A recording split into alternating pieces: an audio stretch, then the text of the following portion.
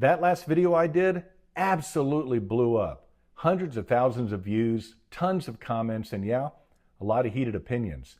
And look, I want to address a few things just right off the bat. I got some stuff wrong. First I said Warren Buffett praised Trump's economic policy as the best that he's seen in 50 years. Well, that quote, that was inaccurate. And I posted a retraction. It's pinned on my profile. I also misstated the inflation rate. It was actually a little bit higher than what I said. And I also mentioned that egg prices were down 69%. Well, that's not accurate either.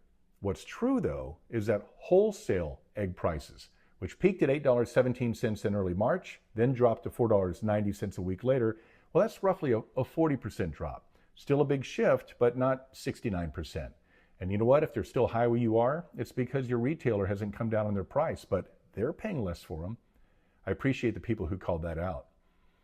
Hey, but here's what really surprised me. Some people took those misstatements and they just jumped to the conclusion that the entire theory must be wrong, and I got to be lying about everything. Like, because I misstated some facts, suddenly the whole conversation doesn't matter. That's not how honest dialogue works. And you know what? I'm not here pushing a party line, and I know half of you don't believe that.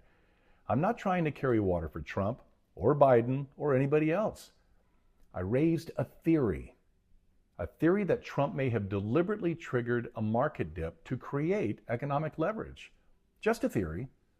But apparently, to a lot of you, because I recorded the video in my truck, my hair wasn't brushed, and I don't look like a college professor, that I don't know what I'm talking about. But the theory is worth talking about and not shutting down with insults.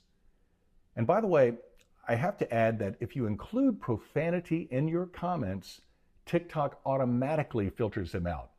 And people think I'm deleting those comments. I'm not. I mean, I can go into those filtered comments and approve them, but I'm not going to approve profanity. So just keep it respectful. What really stood out to me were the comments that said stuff like, well, he's orange, he's a felon. He doesn't know what he's doing because he's had 7 bankruptcies. Or you're in a cult. Okay, but what's your plan? How do you fix the economy? That's what I want to hear. I mean, you don't like the increased tariffs? That's fair. But then tell me, what would you do instead? Now, look, I'm not saying these tariffs are flawless or pretending, there's some genius move by one guy. What I am saying is they didn't come out of nowhere. They were developed with input from people like Peter Navarro, Trump's his trade advisor, who's been pushing these ideas for years. Fact check that. So let's raise the bar a little bit. Let's have a conversation about actual policy, actual real strategies, real fixes, because that's the only way we're going to move forward. Just keep the comments coming, and maybe the leaders who can make a difference will hear and read what you're saying.